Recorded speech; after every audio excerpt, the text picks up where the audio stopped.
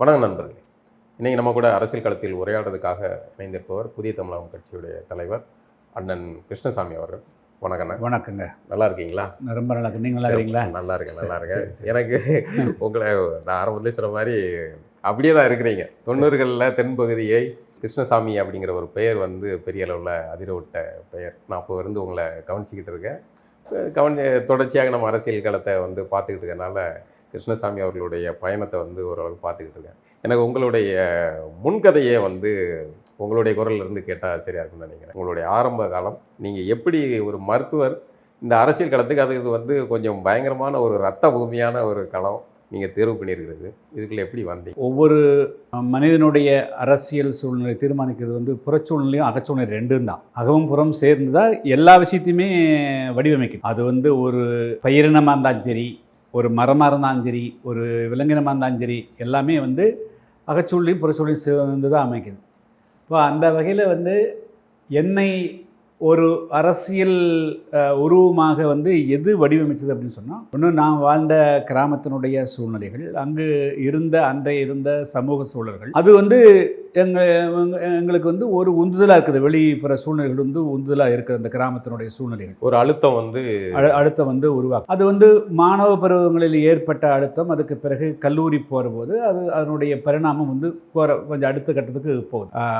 ஆரம்ப கட்டத்தில் நம்மளுக்கு மீதான சாதி அழுத்தங்கள் வந்து எங்களுடைய கிராமத்தை எடுத்துட்டிங்கன்னா, நாங்கள் வந்து அதாவது வந்து அந்த கிராமத்தினுடைய ஒட்டுமொத்த சூழ்நிலையுமே வந்து ஒரு குறிப்பிட்ட நிலைக்கு மேலே யாருமே படிக்க போகக்கூடாது. அதில் வந்து எல்லா சமுதாயத்துக்கும் அதே மாதிரி ஒரு வரம்பை வச்சுட்டு படிக்கவே கூடாது. அதாவது வந்து எஸ்எஸ்எல்சி தாண்டி யாரும் கல்லூரி போகிறதே அந்த கிராமம் ஒத்துக்காது. அந்த மாதிரி ஒரு சூழ்நிலைகள் கிராமமே வந்து அந்த கிராமம் இப்போ அது மாதிரி சூழ்நிலை. அதில் வந்து என்னென்னா, ஒரு 100 ஏக்கர் 200 ஏக்கர் வச்சுருக்கிறவங்களுக்கு வந்து படிக்க போகட்டும் கூட அவங்களுடைய வாழ்நிலைங்கிறது வேறு.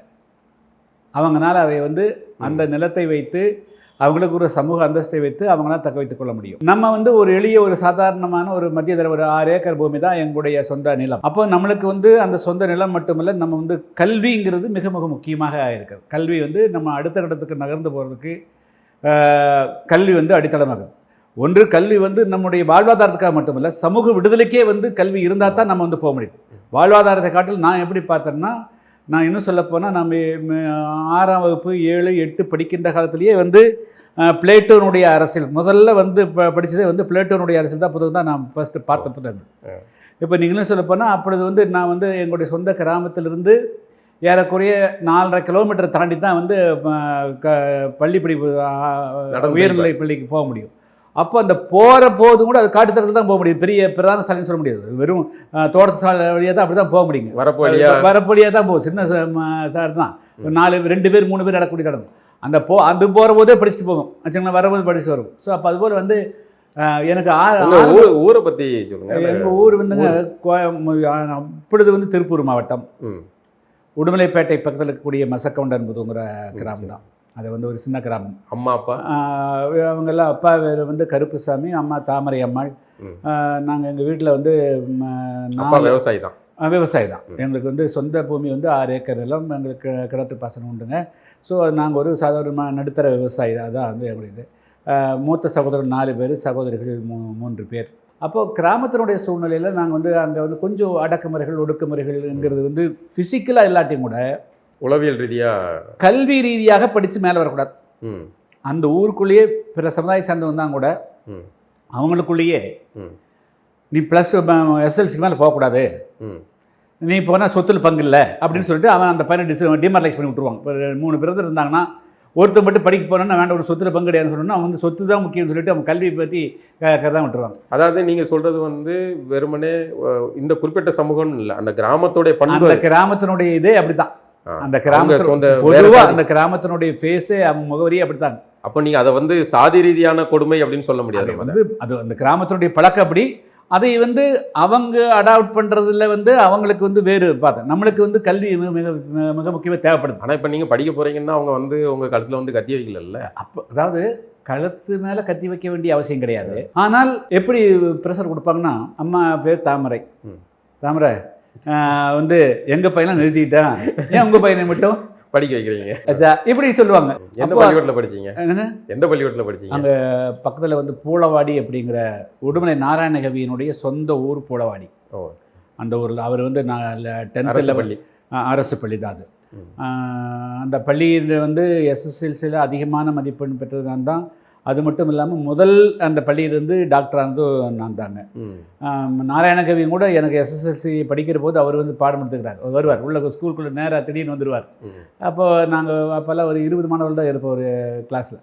அப்போ அதுக்கு பிறகு வந்து பியூசிக்கு எல்லாமே மெரிட்டில் தான் போனோம். வேறு யாருடைய ரெக்கமெண்டேஷன் கிடையாது. நான் எஸ்எல்சி போட்டேன். எனக்கு வந்து ஈரோடில் சிக்கனாக்கிற காலேஜில் வந்து பிஏஜிலேருந்து எல்லாருக்கும் நான் வந்து அப்போ 100 மேக்ஸில் 100 வாங்கினதுனால இன்ஜினியரிங்க்கு அதிகமாக ஆஃபர் பண்ணாங்க. பட் நான் வந்து சயின்ஸ் குரூப் தான் நான் ஆஃபர் பண்ணேன். அதனால தான் வந்து கோயம்புத்தூர் ஆர்ட்ஸ் காலேஜுக்கு போனோம். அப்புறம் அதுக்கு பிறகு பாஸ் பண்ணிவிட்டு போய் ஃபஸ்ட்டு வந்து திருநெல்வேலி மெடிக்கல் காலேஜ் ஜாயின் பண்ணேன். அதுக்கு பிறகு மதுரை மெடிக்கல் காலேஜ் எம்பிஎஸ் முடிச்சுட்டு எம்டி வந்து கோயம்புத்தூர் மெடிக்கல் காலேஜ் படித்தாங்க. படிக்கிற காலகட்டத்திலேயே அப்போ வந்து இந்த சமூகத்தில் இருக்கக்கூடிய பிரச்சனைகளுக்கு நம்முடைய கல்வி பயன்படணும். இந்த சமூகமும் ஒட்டுமொத்தமாக நாம் படிச்சிட்டாலும் கூட இந்த சமூகம் இன்னும் வந்து ஒட்டுமொத்தமாக விழிப்புணர்வு இல்லாமல் இருக்குது. சமூக ஒடுக்குமுறைக்கு இருக்குது. சமூகம் வறுமையில் கிடைக்குது. அப்போது அந்த நேரத்தில் நமக்கு தென்பட்டது வந்து மார்க்சிய சிந்தனைகள், அதாவது பொதுவுடைமை சிந்தனைகள். அப்போது அதன் மூலமாக தான் வந்து இந்தியாவில் தமிழ்நாட்டில் ஒரு மிகப்பெரிய அளவுக்கு மாற்றம் வரும் அப்படிங்கிற அந்த சிந்தனைகள் வந்து முதல்ல 8, 9 படிக்கிற போதே பிளேட்டோனுடைய அரசியல் அதெல்லாமே படித்து வந்து அப்போ பொதுவான சிந்தனைகளுக்கு ஆட்பட்டங்க. மொத்தமாக வந்து நம்முடைய படிப்பு, நம்முடைய விழிப்புணர்வு, நம்முடைய கல்வி நமக்கு மட்டும் பயன்படுறது பிரயோஜனம் இல்லை, இந்த ஒட்டுமொத்தமான சமூகத்துக்கு பயன்படணுங்கிறது தான் நம்முடைய உள்ளார்ந்த சிந்தனை. அதனால தான் வந்து நான் மார்க்சிய சிந்தனைக்கு ஆட்பட்டு அதனால் வந்து ஆமாம் அப்பொழுது இருந்த எம்எல் மூமெண்ட்டில் தான் தொடர்பில் இருந்தாங்க. இப்போ இந்த மாஞ்சோலை அதுதான் வந்து உங்களுக்கு ஒரு பெரிய அந்த போராட்டம், அந்த தாமிரபரணி படுகொலையினால். நான் டிஎஸ் மணியண்ணங்கிட்ட பேசிக்கிட்டு இருக்கும்போது அந்த சம்பவங்களை எல்லாம் ஒரு நினைவு வந்தேன். ஆக்சுவலாக எப்படின்னா 96 சட்டமன்ற உறுப்பினர் ஆன பிறகு தென்காசி நாடாளுமன்ற தொகுதி 98 போட்டிட்டோம். அப்போ தென்காசி நாடாளுமன்ற தொகுதிக்கு உட்பட்ட பகுதி வந்து அம்பாசமுத்திரம் சட்டமன்ற தொகுதி. அம்பாசமுத்திரம், ஆலங்குளம், கடையநல்லூர், வாசு, சங்கரவழி, அந்த 6 தொகுதி. இப்பொழுது வந்து அந்த அம்பாசமுத்திரம் இல்லை. அப்பொழுது வந்து அந்த அம்பாசமுத்திரம் சட்டமன்ற தொகுதிக்கு உட்பட்டது தான் வந்து மாஞ்சோலை. அப்போ முதல் முறையாக நான் மாஞ்சோலைக்கு 98 நாடாளுமன்ற தொகுதி வேட்பாளரை நிற்கிற போது நான் வந்து அந்த பகுதிக்கு ஓட்டு கேட்க போகிறேன். அப்போ ஓட்டு கேட்ட போது வந்துங்க எனக்கு அது வந்து முதல்ல நான் அந்த பகுதி போனது கிடையாது. அதில் வந்து மாஞ்சோலை, காக்காச்சி, நாலுமுக்கு, ஊத்து, குதிரைவெட்டின்னு 5 பகுதி, ஒவ்வொன்றுக்கும் 4 கிலோமீட்டர் 5-10 கிலோமீட்டர் டிஃப்ரென்ஸ். அப்போது ஓட்டு கேட்ட போது வந்து அப்போ தான் முதல் முறையாக அங்கே அப்பொழுது ஒரு 10,000 பேர் ஓட்டர்ஸ் இருந்தாங்க. அப்போ அந்த பெண்கள் வந்து பல குறைபாடுகளை எங்கிட்ட சொன்னாங்க. அப்பொழுது வந்து சிட்டிங் எம்பியாக இருந்தவர் வந்து அருணாச்சலம் எம்பி மட்டும் கிடையாது, அவர் வந்து மத்திய அமைச்சரும் கூட. அப்போ நான் கேட்டேன், ஏமா வந்து இத்தனை குறைபாடு சொல்கிறீங்களே, குறிப்பாக வந்து பெண்கள் சொன்னதுன்னா, நாங்கள் வந்து ஒரு குழந்தை பிறந்து 40 நாள் ஆனாலும் கூட அந்த குழந்தைக்கு போய் பால் கொடுக்கறதுக்கு கூட முடியாது, விட மாட்டாங்க. அப்போ எங்களுடைய மார்பெல்லாம் வீங்கி அந்த மாதிரி அதனால் வந்து சீல் பிடிச்சி இது மாதிரி ஒரு 7-8 பெண்கள் கூட இறந்து போனாங்க அப்படின்னு தான் சொன்னாங்க. அதுபோல் வந்து உங்களுக்கு ஆங்கிலேயருடைய காலத்துலேயே என்ன செய்வாங்கன்னா, இங்கே மலைப்பகுதியிலேருந்து வந்து காய்கறிகள் கொண்டு போகிறது கஷ்டம். அதனால் வந்து அந்த ஒவ்வொரு அந்த ஹவுஸ் அவங்களுடைய அந்த லைன் வீட்டுக்கு பக்கத்தில் 3 சென்ட் 5 சென்ட் 10 சென்ட்டுன்னு வந்து காய்கறிகளை விளைவித்து சுயமாக பயன்படுத்த கொடுத்துருப்பாங்க. அதில் சில பேர் அந்த வீட்டுடைய லொக்கேஷன் பொறுத்து ஒருத்தருக்கு 3 சென்ட்டும் இருக்கும், ஒரு 10 சென்ட்டும் வரும், 20 சென்ட் வருங்க, சில அரை ஏக்கரா கூட வரும். சப்போஸ் ஒரு கார்னர் இருந்ததுன்னா அரை ஏக்கரம் கூட வந்துடும். அப்போ அந்த மாதிரி பகுதிகளில் வாழை பயிரிட்டு அந்த தங்களுடைய குடும்பம் வீட்டு செலவுக்கு போக மீதி இருந்ததை கொண்டு போய் விற்பதற்காக சில தொழிலாளர்கள் விற்றுருக்கிறாங்க. அதே போல் சில தொழிலாளர்கள் வந்து அந்த பகுதியில் ஒரு மாடு வச்சு மாடு, அதாவது தொழிலாளர்கள் வந்து தேயிலை பறிச்ச போக மீதி நேரத்தில் மாடு வளர்த்துக்கிறாங்க. இதையெல்லாம் அந்த நிர்வாகம் விடாமல் இவங்க வந்து காய்கறி போட்டது, வாழை போட்டது கீழே கல்லடக்குறிச்சிருந்து அடியாளை கொண்டு வந்து அழிச்சிட்டாங்க. அதான் முதல் வந்து அதெல்லாம் சொன்னாங்க. அதுபோக அவங்களுக்கு வந்து காலையில் வந்து 8 மணி டியூட்டின்னு சொன்னால் 7 கிலோமீட்டர் 8 கிலோமீட்டர் சமயம் 10 கிலோமீட்டருக்கு கூட நடந்து ஓடி போய் தான் சேரணும். ஆக்சுவலாக வாகனம் ப்ரொவைட் பண்ணணும், அதெல்லாம் எதுவும் பண்ணுறதில்ல. வந்து மாலையில் வந்து 5 மணிக்கு விடணும்னு சொன்னால் 5 மணிக்கு விட மாட்டாங்க. இவங்க வந்து ஒர்க் பண்ணக்கூடியது வந்து இன்னொரு பகுதி 2 கிலோமீட்டர் தாண்டி போய் தான் எடை போடணுங்க. அவங்க பறித்த தேயிலை போய் எடை போடணும். ம். அப்போ வரிசையாக ஒரு 50-100 பேர் நிற்கிற போது ஒவ்வொருத்தருக்கும் வந்து ஆளுக்கு 5 நிமிஷம் எடுத்தாலே அதே நைட்டு 8 மணி 9 மணி ஆகும். ஸோ இதுக்கெல்லாம் அவங்களுக்கு எந்த விதமான எக்ஸ்ட்ராவே வந்து பணமே கிடையாது. இப்போ அதுவோ கூடுதல் தேயிலை பறித்தா வந்து ஒரு கிலோவுக்கு வந்து அப்பொழுது வந்து 50 பைசான்னு உண்டு. இவங்க 10 கிலோ பறிச்சதுன்னா அது 5 கிலோன்னு தான் வெயிட்டாக போடுவோம். ஸோ இது மாதிரியெல்லாம் பல்வேறு விதங்களில் வந்து அவர்கள் சுரண்டப்பட்டார்கள்.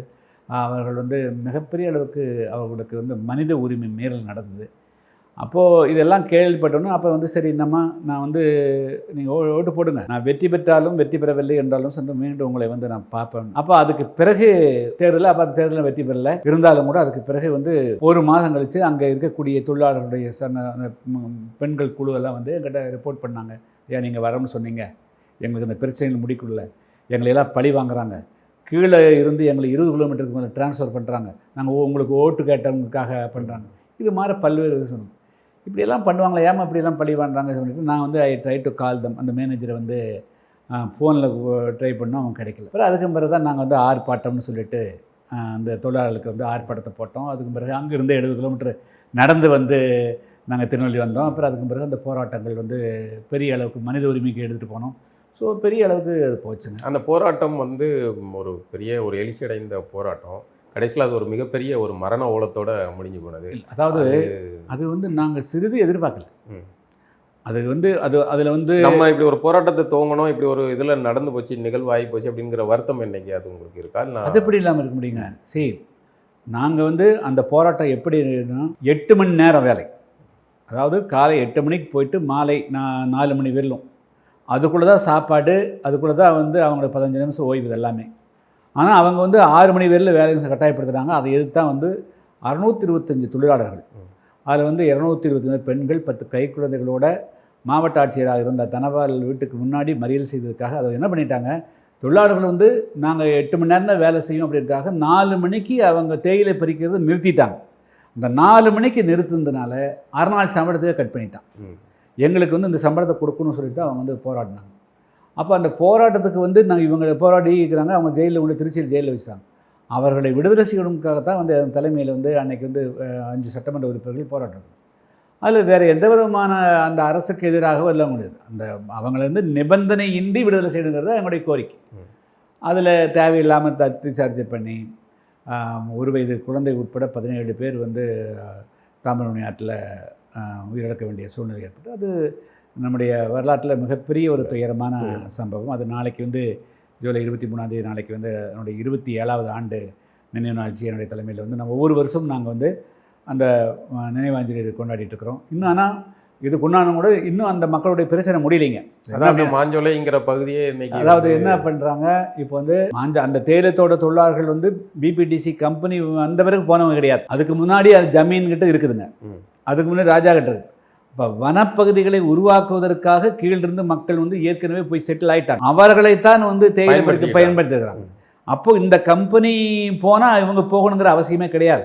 ஆனால் இப்போ என்ன செய்கிறாங்க, நாங்கள் வந்து ரிசர்வ் ஃபாரஸ்ட் ஆக்கிட்டோம், நீதிமன்றம் அதை வந்து டைகர் ரிசர்வ் ஆக்கிட்டோம் அப்படிங்கிற பேரில் அவங்கள வந்து வெளியேற்றுறதுக்கு வந்து முயற்சி செய்கிறாங்க. நானே நீதிமன்றத்தில் சென்னை மதுரை கிளையில் போய் நானே 10 தடவை வாதாடினேன். எங்கள் சென்னை வந்து வாதாடினேன். அதை வந்து டைகர் ரிசர்வ்லாம் சொன்னாங்க. இந்த தொழிலாளர்கள் ஒரு வரியும் கூட கேட்காம எப்படி டைகர் ரிசர்வ் ஆக்க முடியும்? அதுபோல் 2006ஆம் ஆண்டு வன உரிமை சட்டத்தின்படி ஒரு தொழிலாளி 6 இருந்தாலும் சரி, நம்ம அங்கே வந்து ரெசிடென்ஸாக இருந்தால் போதும். அங்கே இருக்கக்கூடியவன் 100 கிலோமீட்டருக்கு அப்பால் வந்து ஒரு அரசாங்க வேலையில் இருந்தாலும் கூட அவனுக்கு 2006 வன உரிமை சட்டத்தின்படி அவன் வந்து அதர் ட்ரெடிஷ்னல் ஃபாரஸ்ட் டெவலர்ஸாக அதாவது வந்து ஃபாரஸ்ட் டெவலர்ஸுங்கிறது ஒன்று நிரந்தரமாக கூடியது. அதர் ட்ரெடிஷ்னல் ஃபாரஸ்ட் டெவலர்ஸுங்கிற இன்னொரு கேட்டகரி கொடுத்துருக்காங்க. அந்த கேட்டகரியின்படி அவர்களுக்கான அங்கீகாரம் கொடுக்கணும், அவர்களுக்கு வந்து இந்த வசதியெல்லாம் செய்து கொடுக்கணும்னு 2006 வன உரிமை சட்டம் நாடாளுமன்றம் நிறைவேற்றப்பட்ட சட்டம். அவர் KR நாராயணன் அவர்கள் வந்து பிரசிடண்டாக இருந்தபோது அது 10 வருஷம் கிடப்பில் கிடந்தாங்க. அது நிறைவேற்றப்பட்ட சட்டம்.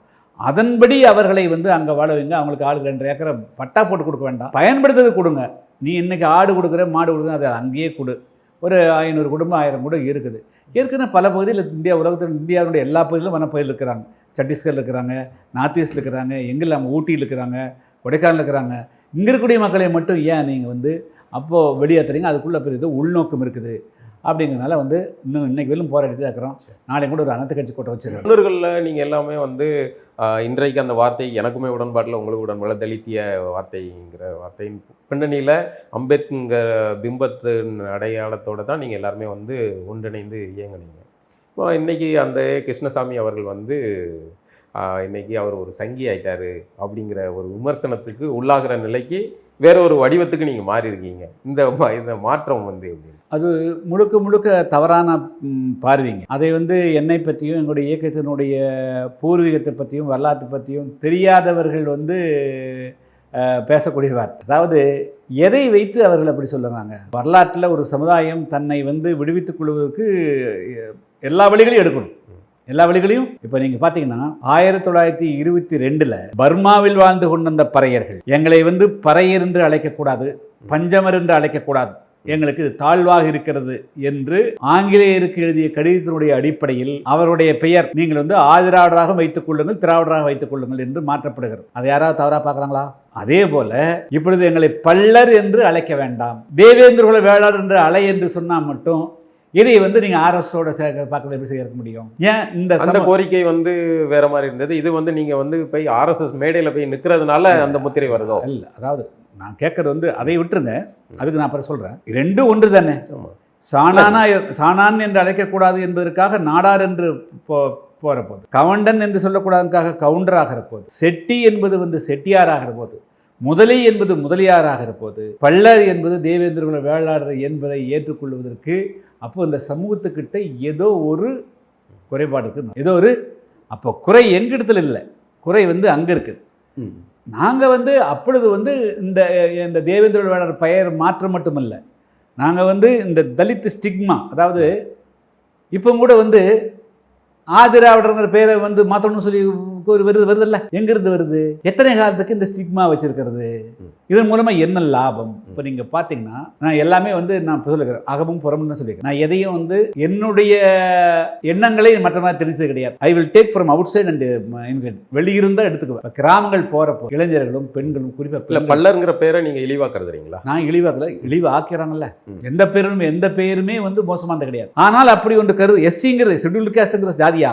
இல்லை, ஷெட்யூல்டு கேஸ்ட்ங்கிறது ஷெட்யூல் ட்ரைபுங்கிறது சாதியா? பேக்வேர்டுங்கிறது சாதியா? பேக்வேர்டுங்கிறது சாதியா இல்லாத போது, ஃபார்வேர்டுங்கிறது சாதியா இல்லாத போது, ஷெட்யூல் காஸ்ட் மட்டும் ஏன் சாதியா பார்க்குறாங்க? வெறும் எஃப்சி மொத்த சமூகத்துக்கும் அந்த ஒரு 18% மட்டும் தான் பிரச்சனையா இருக்கு. பிரச்சனை அதான். எஃப்சிங்கிறது ஒரு இங்கிலீஷ் வேர்டு, பிசிங்கிறது ஒரு இங்கிலீஷ் வேர்டு, அதே மாதிரி எஸ்சிங்கிறது.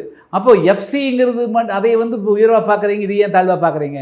அப்போ இந்த ஸ்டிக்மா போகணும்னு நினைக்கிறேன். சமூக மாற்றம்ங்கிறது இயந்திரத்தை நான் மெக்கானிக்கலாக பார்க்கக்கூடாதுங்க. இன்னைக்கு உயிரோட்டம் இன்னைக்கு இருக்கிற காலகட்டத்தில் பார்க்கணும். இன்னைக்கு இளைஞருடைய உணர்வை ஒட்டி பார்க்கணும். எனக்கு வந்து இந்த எஸ்சிக்மா அங்கே இருக்கு பிரச்சனை. இப்போ அவர்கள் உங்களை வந்து தவறாக பார்க்குறாங்க. இப்போ ஷெட்யூல் கேட்டகரி அப்படிங்கிறது, ஷெட்யூல் கேட்டகரி அது பிசி பேக்வர்ட் கேட்டகரி மாதிரி ஷெட்யூல் கேட்டகரி அப்படிங்கிறத பார்க்குறவனுடைய கோணம் தானே பிரச்சனை. அவனுக்கு மண்டையில மூளையில கிருமி இருக்கு, அவனுடைய கிருமியை சரி பண்ணுமா இல்லைன்னா இவன் நல்லவன் தானே, ஷெட்யூல் கேட்டகரியில் இருக்கிறவன் நல்லவன். ரெண்டையும் மாற்றணும். ரெண்டையுமே ஒன்று இந்த உருவத்தையும் மாற்றணும். இப்போ வந்து ஒரு பந்து இருக்குன்னு வச்சுக்கோங்களேன், பந்து பார்த்தவர் தானே பந்து ரவுண்டுன்னு பார்க்குறோம். ஆச்சா, பந்து ஸ்கொயராக இருந்ததுன்னா நம்ம எப்படி இருப்போம்? பந்து ஸ்கொயராக இருந்துன்னு பார்ப்போம். சொல்ல போறீங்களா?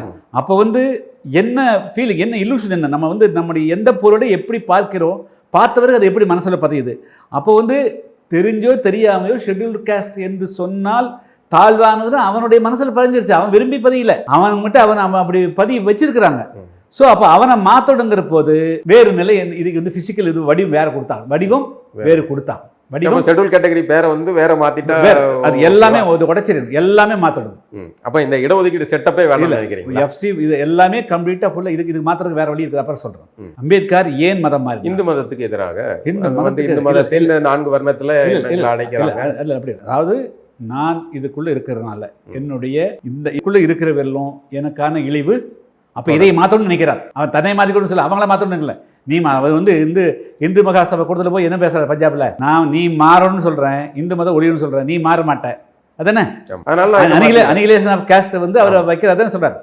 நீ இந்து மதம் ஒழிஞ்சால் தான் ஜாதி ஒழிங்கிறார். அப்போ அவர் என்ன லைன் எடுக்கிறார்? இந்து மதம் ஒழியாது, அச்சா அது அப்படியே இருக்கும், அது என்னைக்கு ஒழியுமோ அது வேணும், அதை பற்றி வேணும். அப்போ அவர் என்ன செய்யறாரு?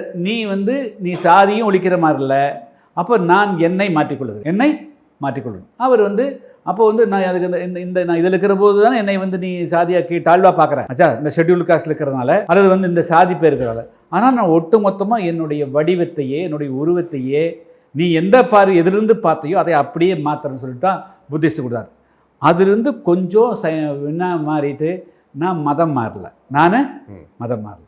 ஏன்னா என்னுடைய அப்பா அம்மா பூர்வீகமாக வந்து அவங்க இந்துங்கிறல, அவங்க இந்த பூர்வீக மண்ணினுடைய வழிபாட்டு தெய்வம். அவங்களுக்கு கருப்புசாமியை தவிர வீரமாத்தி தவிர அவங்களுக்கு தெரியாது. ஆச்சா, இடையில வந்தவன் எவனோ என்னை தாழ்வா பார்த்தாங்காக நான் என்னுடைய பூர்வீக அடையாளத்தை நான் எப்படி விட்டு கொடுக்க முடியும்? ஆச்சுங்களா?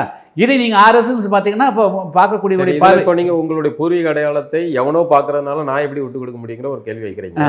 இப்போ அதே இதுதான் எவனோ ஒருத்தவங்களை தாழ்வா பார்க்கறதுனால நீங்க வந்து இல்ல அது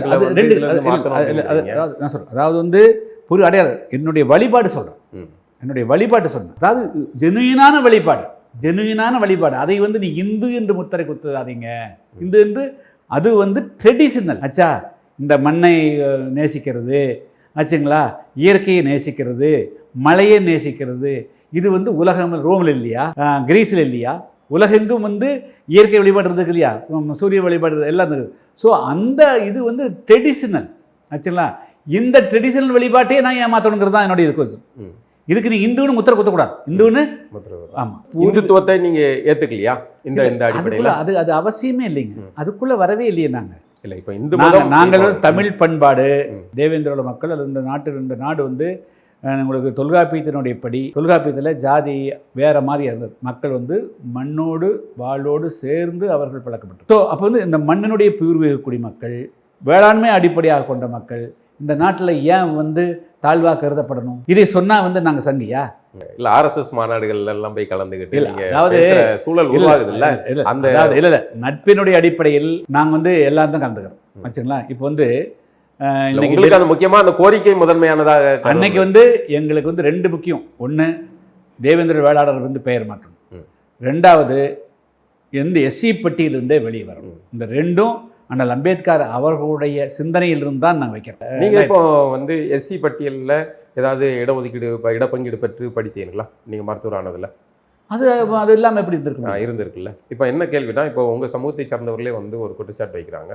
இப்போ டாக்டர் கிருஷ்ணசாமி மாதிரியான ஆள்கள்லாம் வந்து படித்து மேலே வந்து பொருளாதாரியில் வர்க்க நிலையில் கொஞ்சம் மேலே வந்துட்டாங்க. ஆனால் அதே நிலையில் இருக்கிற பல்லர்கள் தேவேந்தர்களான இன்னும் கஷ்ட நிலையில் இடப்பங்கீடை பெற வேண்டிய நிலையில் இருக்கிறாங்க. ஆனால் அவர்களுடைய வாய்ப்பை இவர்கள் பறிக்கிறார்கள். இவர்களுக்கு தாங்கள் மேலே வந்துட்டோம், தங்களுடைய அடையாளத்தை வந்து கொஞ்சம் உயர்வாக சொல்லணுங்கிற தேவைக்காக இவர்கள் மாறுறாங்க. எங்களுடைய வாய்ப்பை இவர்கள் பறிக்கிறாங்கங்கிற குற்றச்சாட்டை உங்க மேலே வைக்கிறாங்க. இல்லை, அது வந்து நாங்கள் இந்த கோரிக்கை வைக்கிறது இல்லை, இந்த கோரிக்கை கீழே இருந்தா வந்தது. இதுலயுமே உங்க சமூகத்துல இருந்தே இன்னும் எல்லாரும் வந்து மறுகுரல் வைக்கிறாங்க. அதாவது வந்து இது வந்து சில கிறிஸ்துவ அமைப்புகள் வந்து இது திட்டமிட்டு இது மாதிரி ஒரு பிரச்சாரத்தை பண்றாங்க. அது இல்லைன்னு சொல்ல முடியாது. ஆனால் இந்த கோரிக்கையை முன்வைக்கிறது ஒவ்வொரு கிராமத்திலையும் இளைஞர்கள் தான் முன்வைக்கிறாங்க. இந்த கோரிக்கையில வந்து நாங்கள் இதனால் என்ன பலன் பெற போறோம்? இல்ல, நீங்க பலன் அடைஞ்சிட்டீங்க, இனிமே அடைய போறவங்களை நீங்க தடுக்கிறீங்க. அதனால எங்களுக்கு என்ன லாபம் வரப்போகுது? அவங்கள வந்து எஸ்சியிலிருந்து ஆக்குனா எங்களுக்கு அதனால என்ன லாபம் வரப்போகுது? எனக்கு என்ன லாபம் வரப்போகுது? உங்களுக்கு லாபம் இல்லை, ஆனால் அவர்கள் வரவில்லை.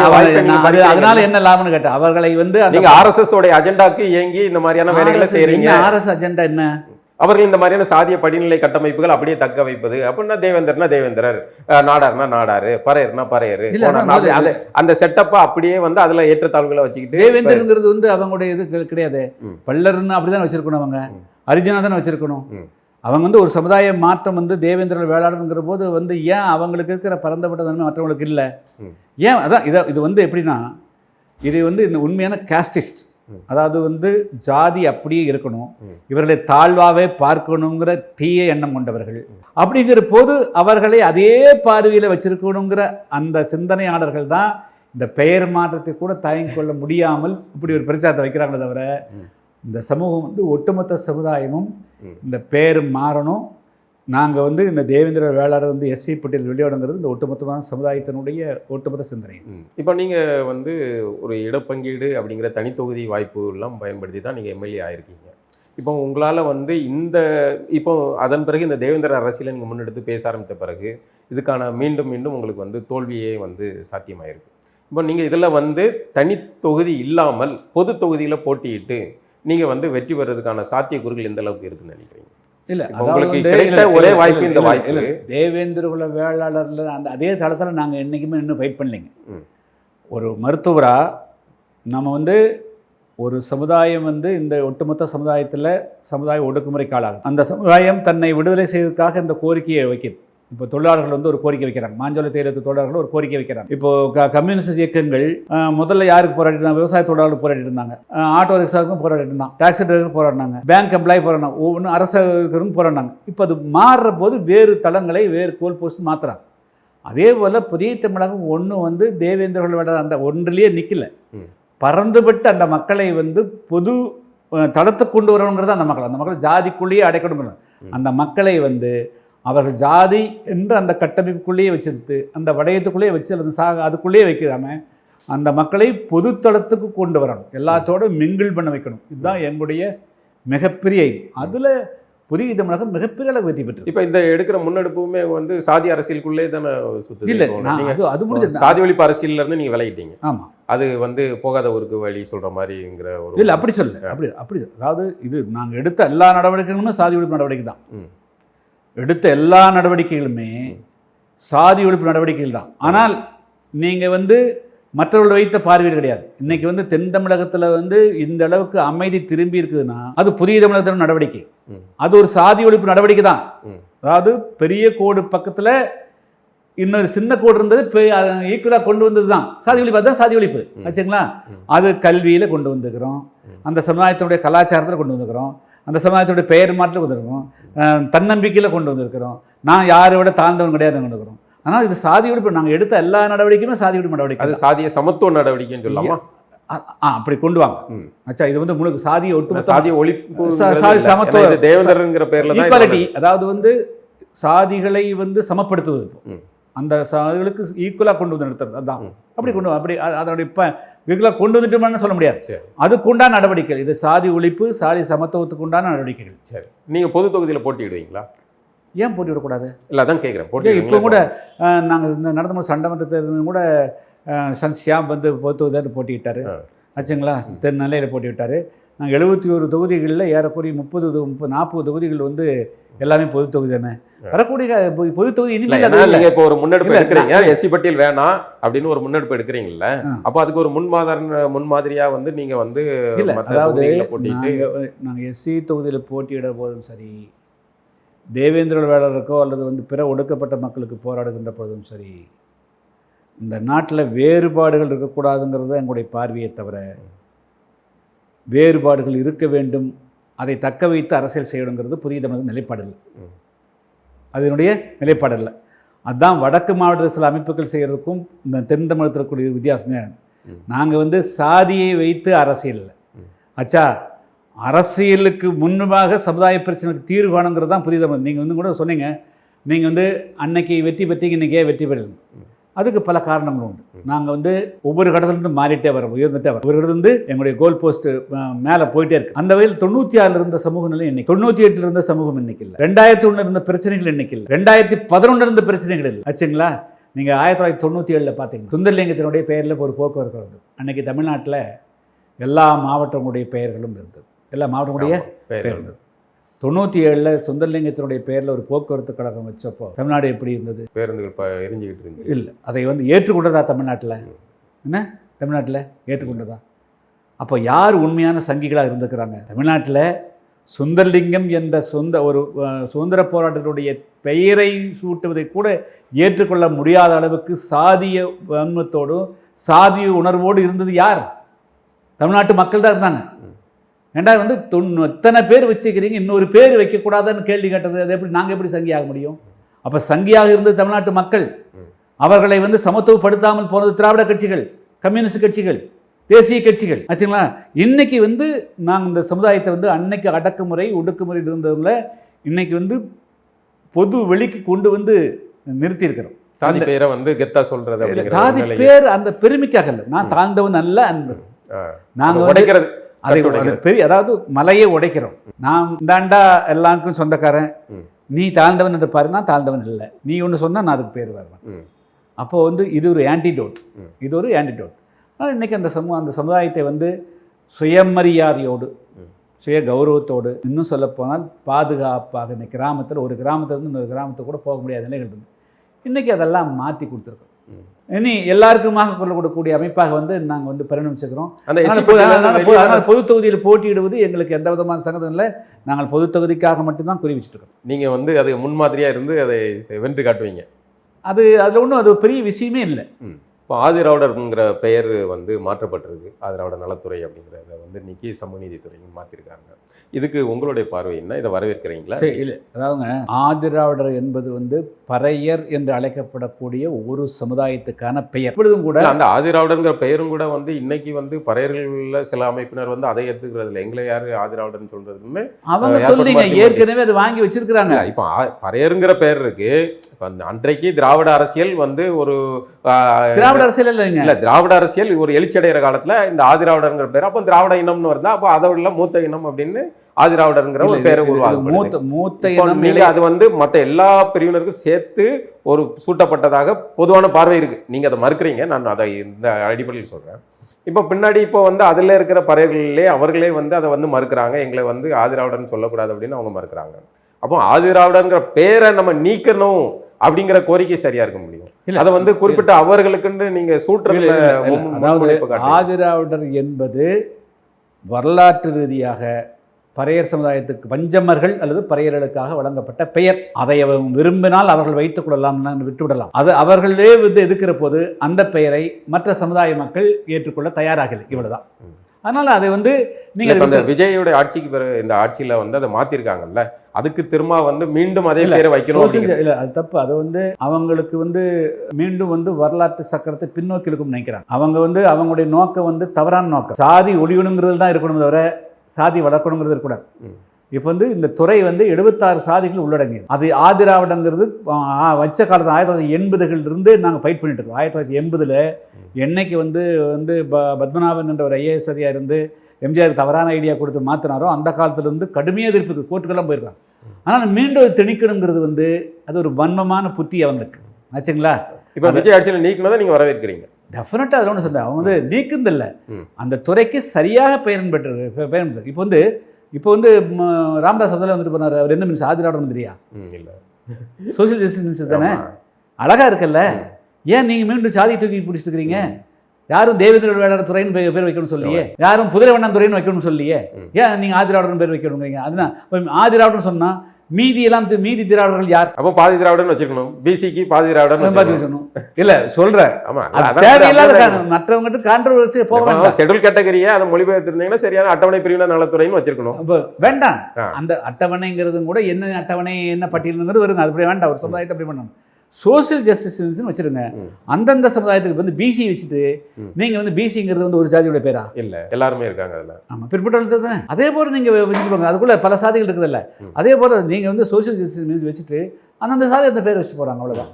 இப்போ நீங்க எஸ்சி பட்டியலிருந்து வேற பட்டியலுக்கு மாறிட்டால் வந்து சாதிய கொடுமைகள் குறைஞ்சிரும் அல்லது மாறிடும் அப்படிங்கிறீங்க. ஆனால் இப்போ கிறித்துவர் பல்லர்களோ அல்லது பறையர்களோ, கிறித்துவ தேவேந்தர்களோ அல்லது பறையர்களோ எடுத்துக்கிட்டிங்கன்னா அவர்கள் வந்து பிசி பட்டியலில் வந்துடுறாங்க. ஆனாலும் வந்து இப்போ நேற்று கூட ஒரு சம்பவம் நடந்துக்கு. ஒரு கிறித்துவர் ஒருத்தர் வந்து அட்டவணை பிரிவை சேர்ந்தவர், அவர் சுடுகாட்டில் புதைக்கிறதுக்கான வழி இல்லாத ஒரு சூழல் இருக்குது. இந்த மாதிரியான மதம் மாறிய பிறகும் அதை மாறக்கூடாதுன்னு நான் மதம் மாறதை நான் சொல்லவே இல்லையே. இல்ல, அதான் பிசி பட்டியலுக்கு மாறிட்டாலும் பிசி பட்டியலுக்கு தான் சொல்லுங்க. பிசி பட்டியல் மாறினாலும் இந்த சாதியை நீங்க ஒரு சொல்லுங்க. எஸ்சி கிறிஸ்டின் ஆக்குறாங்க. இன்னும் பிரச்சனை வந்து எஸ்சி டேக் தான் முக்கியம். அவங்க வந்து நீங்கள் வேறு மதத்துக்கு போனால் கூட யூ கால் நீங்கள் எஸ்சி கிறிஸ்டினா வேணும் தான் ஸ்டேட்டஸ் கேட்குறீங்க. பிரச்சனை அங்கே தானே. உங்கள்கிட்ட சமூக மாற்றம் ஏற்படலையே. நீங்கள் வந்து இங்கிருந்து வந்து போய் பைபிள் தான் கையில் வச்சுக்கிறீங்க. உங்ககிட்ட உள்ளத்திலேயே மாற்றம் ஏற்படலை. ஆச்சா, முதல்ல வந்து ஒரு சமுதாயம் விடுதலை ஆகணும்னா நீ இந்த கடவுள் அந்த கடவுள் இங்கே இந்தியா நடக்கக்கூடியது, தமிழ்நாடு நடக்கக்கூடிய பேசி வேற. சமூக எழுச்சி வேணும். முதல்ல வந்து தன்னெழுச்சி வேணுங்க. தன்னுடைய சமூக முன்னுடைய உள்ளுக்குள்ள அக விடுதலை வேணும். விடுதலை வேணும். உனக்கு அக விடுதலையே இல்லாமல் நீ ஏதோ புத்தகத்தை தூக்கிட்டு உனக்கு எப்படி சமுதாய விடுதலை வரும்? ஆச்சுங்களா. இங்கே தேவேந்திர வேளாளர்னா அவன் வந்து நான் இந்த மண்ணுடைய பூர்வீக கூட நினைக்கிறான். நான் மண்ணில் நான் வாழ பிறந்தவன் நினைக்கிறான். என்னை யாரும் தாழ்த்தக்கூடாதுன்னு நினைக்கிறான். ஆச்சா, நான் யாரையும் அடிமைப்படுத்த மாட்டேன், யாருக்கு அடிமைட்டு போகணும்னு நினைக்கிறான். உனக்கு அப்படி உண்டாக்குறானா? எந்த பாதிரியார் அப்படி சொல்லி கொடுக்குறான்? நீ பிரச்சனை வந்ததுன்னா நீ வந்து அல்லா என்ன இயேசு பண்ற, எப்படி உனக்கு விடுதலை வரும்? ஆச்சுங்களா. நீ அதனால வந்து உன்னுடைய பூர்வீகம், நீ உன்னுடைய மரபுக்கு, உன்னுடைய வேருக்கு வா. முதல்ல நீ வேற மறந்துட்டு போனதுனால தான் அங்கே போயும் பிரச்சனைகள் இருக்குது. ஆனால் மதம் மாதிரியெல்லாம் வந்து தீர்வுக்கெல்லாம் வந்துடாது. அதனால் முதல்ல அதுக்கு முன்னாடி நீ உன்னுடைய உள்ள அக விடுதலை, உன்னுடைய சமூகத்துக்குள், உன்னுடைய மனதுக்குள்ள இருந்து விடுதலை, தாழ்ந்தவன் என்ற அதிலிருந்து முதல்ல விடுதலை ஆரம்பிச்சு. நாங்கள் செய்கிறது புதிய தமிழ் செய்கிறது, நான் வந்து இவங்க வசந்தவங்க தாழ்ந்தவங்க, நீ முதல்ல வந்து உன்னுடைய அவநம்பிக்கை, உன்னுடைய இன்ஃபீரியாரிட்டி, உன்னுடைய தாழ்வு மனப்பான்மையை போக்கணும். நான் தேவேந்திர வேளாளர்னு சொல்கிறது அது எஸ்ஏன்னு சொல்கிறது எல்லாமே இவங்ககிட்ட ஊறிப்பு காலத்தால் அதாவது ஊறிப்போன அல்லது வந்து புகுத்தப்பட்ட அந்த அவநம்பிக்கையை, அந்த தாழ்வு மனப்பான்மை அகற்றணுங்கிறது தான் என்னுடைய அல்டிமேட் டைப். கடந்த 30 வருஷத்தில் புதிய தமிழகம் கட்சி அரசியலில் எம்எல்ஏ நிறைய பதவிகளை பெறாமக்கலாம், அது எம்பி ஆகாமல் இருக்கலாம், அல்லது வந்து அமைச்சரவைக்குள்ளே கூட போகாமல் இருக்கலாம். அமைச்சரவைக்குள்ளே போயிட்டு அடிமையாக கூட நாங்கள் அதுக்கெல்லாம் நாங்கள் இல்லை. சமூகத்தை வந்து முதல்ல விடுதலை பண்ணிக்கிறோம். அவனை வந்து அகரீதியாக விடுதலை பண்ணிக்கிறேன் ஆச்சுங்களா. நான் அந்த ஐ எம் நாட் இன்ஃபீரியர், நான் அவன் தாழ்ந்தவன் அல்ல என்ற உணர்வை வந்து மற்ற எந்த இயக்கங்களும் செய்யாத வந்து புதிய தமிழ் செஞ்சார். இப்போ விஜயோடைய வரவு, விஜயோடைய வெற்றியை எதிர்பார்த்தீங்களா? இந்த அளவுக்கு விஜய் கூட கூட்டணி வைக்காமல் தவறு செஞ்சிட்டோம் அப்படின்னு ஏதாவது யோசிச்சிருக்கீங்களா? இல்லை, அதுக்கு வந்து அந்த வார்த்தையை நான் பயன்படுத்தணுங்க. அப்படியெல்லாம் வந்து அரசியலில் வந்து நாங்கள் புதிய தமிழ் கட்சியில் வந்து பதவியை நோக்கியெல்லாம் எப்பவுமே பயணிச்சது இல்லைங்க. எங்களுக்கு வந்து நாம் இல்லை எல்லா தேர்தலையுமே கூட்டணியில் வந்து உங்களை கடைசி நேரத்தில் வந்து ஒரு இழுபறியில் கொண்டு போய் இழுத்து அதுக்கப்புறம் இல்லை அது வந்து மற்றவங்க மாதிரி வந்து கூனி குறுவாங்க. புதிய தமிழகம் கூனி குறுகாது. நாங்கள் நெஞ்ச நிமித்தான் எல்லாமே பேசிக்கிறோம். நேர்மையாக இருப்போம், உண்மையாக இருப்போம். காலையில் ஒன்று பேச மாட்டோம், மத்தியானம் ஒன்று பேச மாட்டோம், மாலையில் அதை மாற்றி பேச மாட்டோம், இரவில் மீண்டும் அதே பேச மாட்டோம். நாங்கள் எந்த கட்சியோடு இருக்கிறோமோ அந்த கட்சி 100க்கு 100 சரியாக இருப்போம். அதனால் வந்து மற்றவர்கள் வந்து அதான் அந்த பார்வை நீங்கள் சொல்கிறீங்களா, மற்றவங்களோட பார்வை என்ன, இந்த மக்கள்னால் இவங்கெல்லாம் கொஞ்சம் நம்மளுக்கு பணிஞ்சு போகணும், அடங்கி போகணும், தாழ்வாக இருக்கணுங்கிற பார்வைகள் வந்து பிற கட்சிகளுக்கு இருக்குது, கொஞ்சம் பேர்கிட்ட இருக்குது. அதுக்கு புதிய தமிழகம் இருக்காது. நாங்கள் வந்து ஸ்ட்ரெயிட் ஃபார்வர்டாக இருப்போம். எப்பவுமே வந்து நாங்கள் வந்து சரியாக இருப்போம், உண்மையாக இருப்போம், உழைப்போம், அதான் இருப்போம். இல்லை விஜய் இந்த அளவுக்கு வெற்றி பெறுவார்னு எதிர்பார்த்தீங்க? நினைக்கலைங்க. அதாவது முதல்ல வந்து ஒரு 15%, 20% தான், 18% தான் வாக்குகள் வரணும். ஜெயிச்சால் ஒரு 5-6 தொகுதிகள் தான் நினச்சோம். பட் ஆனால் வந்து தமிழ்நாட்டில் ஒரு சரியான வலுவான எதிர்க்கட்சி கூட்டணி அமையலை. ஆளுங்கட்சியாக இருந்த திமுகவுக்கு மாற்றாக வந்து ஒரு வலுவான கூட்டணி அமைச்சிருந்ததுன்னா விஜய் என்ற ஃபேக்டரே இருந்திருக்காரு. இப்போ இந்த மக்கள் வந்து பார்த்தீங்கன்னா விஜயோடைய கட்சியில் போட்டியிட்ட வேட்பாளர்கள் யார், என்ன மதம், என்ன சாதி, எதையுமே பார்க்கல, மொத்தமாக அள்ளி குத்திட்டாங்க. இப்போ இந்த மாற்றம் மக்கள்கிட்ட மனநிலை உருவாகத்தானே செஞ்சிருக்கு. இப்போ விஜய் கட்சியில் போட்டியிடுபவர் இந்த தொகுதி வேட்பாளரில் இவர் இந்த சாதி, இவர் இப்போ தேவேந்தரா, இவர் பறையரா, இவர் கோணாரா, நாடாரெல்லாம் பார்க்கல. அப்போ விஜயோடைய அரசியல் வரவில் இந்த ஒரு காரணி நீங்கள் ரொம்ப நாளாக வந்து மாற்றணும் அப்படின்னு விருப்பப்படுற அந்த காரணி அடிபட்டு போச்சு.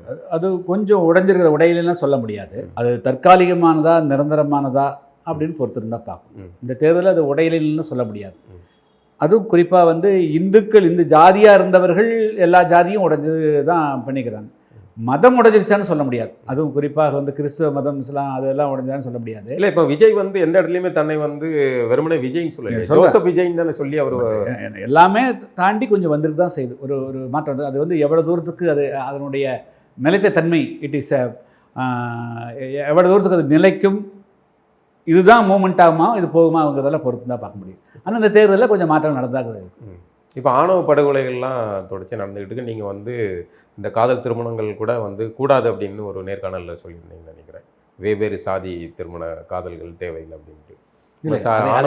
அதை வந்து தவறாக புரிஞ்சுக்கிறாங்க நம்முடைய ஊடகவியலாளர்கள். வந்து ஒரு விஷயத்தை வந்து சரியாக கொண்டு போக மாட்டேங்க. அதாவது 16 வயதில் ஒரு பொண்ணு காதலிக்கிறதையும் 17 வயதில் ஒரு பையன் காதலிக்கிறதையும், அது சாதி உள்ளுக்குள்ளே மறுத்தாலும் சரி, வெளியே பண்ணாலும் சரி, அது எப்படி அங்கீகரிக்க முடியும் ஆச்சுங்களா? நான் வந்து இந்த சமூகத்தில், இந்திய சமூகத்தில் வந்து திருமணம் என்பதற்கு ஒரு வரையறை உண்டு. இப்போது நீங்கள் வந்து ஒரு பெல்ஜியம் போகிறீங்க, அல்லது வந்து ஒரு வேறு உக்ரைன் போகிறீங்க, ரஷ்யா போகிறீங்க, அமெரிக்கா இருக்குது, இங்கிலாந்து இருக்குது. அங்கே வந்து ஒரு பெண் 4 முறை 5 முறை விவாகம் செஞ்சு, அது நார்மல் சோஷியல் ஹேபிட், நிலப்பரப்புக்கு ஏற்ற மனநிலை, பண்பாடு எல்லாம். ஏதோ ஒன்று ஒயிட் பீப்புளில் அது காமன், ஒயிட் பீப்புளில் அது அங்கே இருக்கக்கூடியவங்க. இந்தியாவுக்குள்ள அது உண்டா?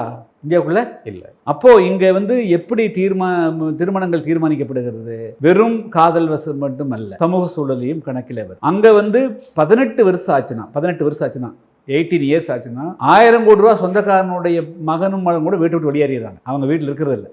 நான் போய் சொந்தமாக உழைச்சிக்கிறேன், சொந்தமாக தங்குறேன். பெண்ணும் ஒரு ஆணும் ஒரு பெண்ணும் வந்து சமூகத்தில் வந்து திருமணம் செய்து கொள்ளாமலேயே குழந்தை பெற்றுக்கொள்வதற்கும் அவர்கள் சேர்ந்து வாழ்வதற்கும் அங்கே சட்டத்தில் இடம் உண்டு. திருமணமே செய்து கொள்ளாமல் அவர் குழந்தை பெற்றுக்கொள்ள முடியுமா? அந்த குழந்தை பார்த்துக்க உண்டு. இந்தியாவில் அந்த மாதிரி உண்டா? இந்திய சமூகம் அதை அங்கீகரிக்க தயாராகுதா ஆச்சுங்களா? அப்போ நாம் என்ன சொல்ல வர்றோம்? நீங்கள் வந்து அங்கே 16 வருஷத்துல 17 வருஷத்துலையும் கூட தொடர வச்சுக்கிறாங்க. இப்போ இந்தியாவுடைய சமூகம் இன்னும் வந்து அந்த மாதிரி ஒரு சூழ்நிலைக்கு போகலை. இன்றைக்கி இருக்கிற நிலைமையில் ஒரு மெச்சூர்டு ஒரு வந்து அவர்கள் வந்து ஒரு மெச்சூர்ட் ஆகணும். இப்போ உதாரணத்துக்கு திவ்யா இளவரசன், அந்த இளவரசனுக்கு அவன் மேரேஜ் பண்ணுறதுக்கு பண்ணிட்டான். இங்கே யாரும் பாதுகாப்பு கொடுக்கல. ஏன் பாதுகாப்பு கொடுக்கல? அவனுக்கு வந்து எந்த விதமான வேலை வாய்ப்பும் இல்லை. வேலை வாய்ப்பும் இல்லை. அவனே வந்து இதே இல்லைங்க ஆச்சுங்களா? அதனால அந்த திருமணம் கூட வந்து இருந்தாலும் அது வந்து நிற்கல. இதே நான் வந்து ஒரு 2 IAS ஆஃபீஸர் நான் சொல்ல வரேன். 2 IAS ஆஃபீஸர்ஸ், ஒரு IAS ஒரு IPS, ஒரு IRS இது ஆச்சுங்களா? எங்கேயாவது வந்து கவரக்குள் நடந்திருக்குதா? அப்போ நாம் என்ன சொல்ல வந்தோம்னா அவன் எல்லாருக்குமே வந்து IAS IPS அப்படி நான் என்ன சொல்ல வரேன்னா பொருளாதாரம் தான். அதாவது நாம் சொல்ல வந்தது, நீ வந்து ஒரு முதலாளியினுடைய செங்கல் சூளையில தொழிலாளியா வேலை செஞ்சுட்டு முதலாளி பண்ற போது பிரச்சனை வருது. நீ முதலாளியாக எப்படி? நீ முதலாளி ஆயிரு. உனக்கு சாதிதான பிரச்சனை. நீ சாதி மாதிரி கல்யாணம் பண்ண, நீ முதலாளி ஆயிரு. முதலாளிட்டு உங்ககிட்ட தொழிலாளியை வரக்கூடிய இன்னொரு சாதி பொண்ணு மேரேஜ் பண்ணி புரட்சி பண்றான்னு சொன்னேன். அவ்வளவுதான். நான் ஒன்றும் கலப்பத்தை வேற மாதிரி சொல்லுங்க. இந்த சமூகத்தில் நீ எப்போ என்னுடைய பையனை வந்து என்னுடைய பையனை என்னுடைய பொண்ணு நான் வந்து 110 கோடி ரூபாய்க்கு அதிபதியாக இருக்கிறேன் ஆச்சுங்களா, இப்படி கூலிக்காரங்க போனால் என்ன தாங்கிக்க முடியல அப்படிங்கிற இந்த நீ அதனால் வந்து நீ என்ன சொன்ன, நீ இப்படி பாரு, நீ ஒரு முதலாளியாக மாறிடு. நீ அந்த இடத்துக்கு வந்து உன்னை எப்படி பார்க்குறான்? சாதியாக மட்டும் பார்க்குற, வர்க்கத்தையும் சேர்த்தி பார்க்குறான். நீ அந்த பெண்ணை வந்து காப்பாற்றுக்கிற சக்தியற்றவனா பார்க்குறான். இளவரசனாக தான் பார்த்தான். இந்த பையன் போய் வந்து காப்பாற்ற மாட்டான்னு தான் பார்த்தான். இன்னும் சொல்ல இளவரசன் தவறா சொல்றீங்க ஐயா. ஏன்னா அவர்களை நான் நேர்காணல் செஞ்சவன். அந்த அந்த சம்பவத்துல நீங்க வந்து ஒரு உண்மைக்கு மாறான விஷயத்த பேசிக்கிட்டு இருக்கீங்க. அவர்கள் காதல் திருமணம் அவர்கள் சேர்ந்து வாழ்றதுல அவர்களுக்குள்ள எந்த பிரச்சனையுமே இல்லை. அவர்களை புறக்காரணிகள் சேர்ந்து அரசியல் வந்து அந்த இடத்துல களமிறங்கி அவர்களை பிரித்து வைக்கணுங்கிறதுக்காக ஒரு அரசியல் கட்சி, எந்த கட்சின்னு உங்களுக்கு தெரியும், அவர்கள் தீவிரமாக வேலை பார்த்தாங்க. இப்போ அவர்கள் இந்த வேலையை செய்யலைன்னா அந்த ரெண்டு பொண்ணும் பையனும் அவர்கள் வாழ்க்கையை ஏதோ ஒரு கூலியோ இல்லை ஏதோ ஒரு வேலை பார்த்து அந்த பையன் போலீஸ் வேலைக்கு செலக்ட் ஆன பையன், அந்த வேலைக்கு போன பையனை இந்த பொண்ணு தான் ஃபோன் பண்ணி வர வச்சு நீ வந்து ஓடினே எனக்கு கட்டாயப்படுத்தி திருமணம் பண்ண போகிறாங்கன்னு சொல்ல போய் அவன் வந்து திருமணம் பண்ணி கூட்டு போனது நடந்தது. இப்போ புறக்காரணிகளால் ஏற்பட்ட அழுத்தத்தை நீங்க வந்து அவர்களுக்கு இடையில ஏற்பட்ட அப்படின்னா கவின், அதைத்தான் நான் உங்களுக்கு அடுத்த கேள்வி அதைத்தான் வைக்க நடக்கல. அதைத்தான் இப்போ கவின்கிற உங்களுடைய லாஜிக் படி கவின் வந்து வர்க்க ரீதியாகவும் பொருளாதார ரீதியாகவும் மாதம் 2 லட்சம் ரூபாய் சம்பளம் பெற்றக்கூடிய ஒரு நல்ல IT ஊழியர். நீங்க வந்து என்ன சொல்றீங்க, நீ முதலாளி ஆயிருந்தீங்க, அவர் 2 லட்சம் ரூபாய் சம்பாதிக்கிற ஒரு பையனை ஏன் வெட்டி கொண்டாங்க? இல்ல அது இல்ல வெட்டி அதை நான் கூட கேட்கறேன், ஏன் பண்றான்? இல்ல நான் கேட்கிற கேள்வி அது நீங்க தான் பதில் சொல்லணும். அப்ப இந்த சமூகத்துல எப்படி இருக்குதுன்னு அது ஏன் அது ஏன் வந்து நீங்க அப்போ சிந்தனை மூளையில இருக்கிற சாதிய மணல்ல அதைத்தானே நீங்க கடை அதில், அதாவது இது வந்து ஒரு இடத்துல நடக்கூடாது. இது ஒரு கவின் இதுலேயும் மட்டும் இல்லை, இந்த தமிழ்நாடு ஃபுல்லாக வந்து இந்தியா ஃபுல்லாக வந்து இந்த சிந்தனைகள் ஓடணும். இந்த சிந்தனைகள் வந்து இதுக்கான பிரச்சாரங்கள் முன்னெடுக்கப்படணும். நீங்கள் வந்து இளவரசன் இதில் நீங்கள் கேட்டது மட்டும் சொன்னீங்க. நாங்கள் வந்து அந்த வீட்டுக்கு போயிருக்கிறோம், அவங்க ஃபேமிலி பார்த்தோம். அந்த இளவரசன் வந்து தங்க முடியாமல் அவங்க சாப்பாடு கூட இல்லாமல் யாரும் பாதுகாப்பு கொடுத்தாங்க. ஏன் கொடுக்கல? வாழ்றதுக்கே இப்போ பிரச்சனையா இருக்கு. உயிர் தப்பி அவர்கள் இருந்தால் வெட்டை கொல்லப்படுவார்கள் நிலையில் அவர்கள் உயிர் தப்பி போனாங்க. அந்த பொண்ணு சமுதாயத்தில் இவங்களுக்கு கொடுத்து இவங்க சார்ந்த சமுதாயம் கொடுக்கல. ஏன் கொடுக்கல? இல்ல அவங்க தலைமறைவாக இருந்தாங்க. தலைமறை அவசியமே இல்ல. தலைமறைவாக ஊர் எரிச்சு 3 ஊர் எரிச்சு இதாக சென்னைக்குள்ள அந்த மக்கள் ஆதிராவிட சமுதாயத்தை அந்த மக்கள் அவங்கள வந்து அவ்வளவு பெரிய அமைப்பு இருக்கு, கட்சி இருக்கு, அவர்களே பாதுகாப்பு கொடுத்திருக்கலாம். ஏன் கொடுக்கல? அவன் இது இன்னொரு கொடுத்தல, அவன் தன்னை தக்க வைத்துக் கொள்ளக்கூடிய அளவுக்கு இல்லை இங்க நிலைமை. அதனால வந்து ஒரு குடும்பம் ஒரு தனிநபர் மாற்றம் இல்லை. மாற்றம்ங்கிறது வந்து இந்த சமூகத்துக்குள்ள முதல்ல சாதி மட்டுமல்ல வர்க்கமும் சேர்ந்து இருக்கிறது. வர்க்கம் வந்து விட்டால் ஆச்சுங்களா, வர்க்கம் வர்ற போது அவனால் எதிர்த்து ஃபைட் பண்ண முடியும். குறைஞ்சபட்சம் அது ஒரு வெப்பனா கூட இருக்கும். சரி. இதுதான் இது இப்போ பார்வை. இல்ல அந்த இதுதான் ஏன் உங்களுக்கு இந்த லாஜிக் வந்து ஏன் கவின் விஷயத்துல ஈடுபடல உங்களுக்கு? இல்லை, கவின் வந்து நல்ல பையன் தான், படிச்ச பையன் தான். இப்போ அவன் தான் அந்த பொண்ணை வந்து மறுதளிச்சிருக்கணும். இது வந்து என்னன்னா இது பேர் தான் வந்து உங்களுக்கு வந்து சமூக சாதி சிக்கல் ஆச்சுங்களா. நான் உயர்ந்த ஜாதின்னு இருக்கக்கூடிய சிக்கல். இதுக்கும் வந்து சமூகத்தில் தான் தீர்வு காணும். சமூகத்தில் வரணும், எதிர்த்து வரணும். ஏண்டா அவன் வந்து டாக்டர் ஆக்குறான், அவன் வந்து என்ஜினியர் ஆக்குறான், உன் பொண்ணு வந்து ஹோமியோ டாக்டர் ஆக்குறா, 2 பேர் இருக்கிறாங்கல்ல. ஏன் பண்ணுறீங்கிறது எல்லார்கிட்டையும் மாறணும், எல்லாத்துக்கிட்டையும் இந்த சமுதாயம் வரணும். நீங்கள் வந்து ஒரு பக்கம் என்ன கேட்குறீங்க, என்னுடைய பொண்ணு நான் வந்து முதலாளியாக்குறேன், நான் 10 கோடி ரூபாய் அதிபதிக்கிறேன், கூலிக்காரன் வந்து கூட்டிகிட்டு போயிட்டான், அல்ல டிரைவர் கூட்டிகிட்டு போயிட்டான் ஆச்சுங்களா, டிரைவர் கூட்டிகிட்டு போயிட்டான் அப்படின்னு சொல்கிறவங்க, அதே சமயத்தில் இதை ஏன் ஏற்றுக்க மாட்டேங்கிறீங்க அப்படிங்கிற தாக்கு எங்கிருந்து வரணும்னா, இல்லை அது இல்லாமல் எப்படி இருக்க முடியாது, அது மாறுதுன்னு சொல்ல. நான் வந்து இது போராடுவதற்கு உண்டான ஒரு வாய்ப்பு இருக்குது. நீ இங்க ஒரு கேள்வி கேட்டீங்க இல்லையா, அந்த கேள்விக்கு பதில் இங்க இருக்குது. அச்சா, இவனால குடும்பம் நடத்த முடியும், உன் பொண்ணை பாதுகாக்க முடியும், உன்னை விட சோசியல் ஸ்டேட்டஸ்ல எக்கனாமில் அதிகமாக்குறான் அப்படிங்கிறத இந்த தமிழ்நாட்டில் முற்போக்கு பேசியவர்கள், பெரியாரிசம் பேசியவர்கள், மார்க்சியம் பேசியவர்கள், அண்டை மாநிலமாக கேரளாவில் 20% வந்து கலப்பு திருமணம், பஞ்சாபில் 40 50 60, நார்த் ஈஸ்டில் 60 70 நடக்குது. நீங்கள் பேசக்கூடிய பெரியாரிசம் பேசக்கூடிய இடத்துல மீதம் 2%. என்ன காரணம்? திராவிடம் போலியா இருக்கு, சாதி ஒழிப்பு பொய்யா இருக்கு. இதுதான் காரணம். அதை எடுத்துகிட்டு போகல, அதை கொண்டு போகல, உண்மையை கொண்டு போகல. நீங்கள் சாதி ஒழிப்பு அரசியல் தான் முன்னெடுத்து வந்தீங்க. புதிய தமிழகம் கிருஷ்ணசாமியுடைய வளர்ச்சி ஆரம்ப காட்ட எம்எல் இயக்கத்தில் பயணம் செய்த அவர் இன்னைக்கு கடைசியில் வந்து ஒரு சாதியுடைய அடையாள அரசியலை முன்னெடுத்து பயணிக்கும் செய்கிற ஒரு சொல்லப்போனால் சாதியை தூக்கி பிடிக்கணுங்கிற இதை நியாயப்படுத்தக்கூடிய ஒரு அரசியல்வாதியை மாறி நிற்கிறீங்க. நான் எப்போ அப்படி சொன்னேன்? இப்போ உங்களுடைய அரசியல் பயணம் வந்து அப்படி தானே இருக்குது. எப்போ அப்படி சொன்னேன்? அச்சா, எப்போ நாங்கள் அப்படி சொன்னோம்? பெரியாரை வந்து நீங்கள் வெறும் ஆன்டி பிராமணருக்கு எதிரான மட்டும் தான் பார்ப்பீங்களா நீங்கள்?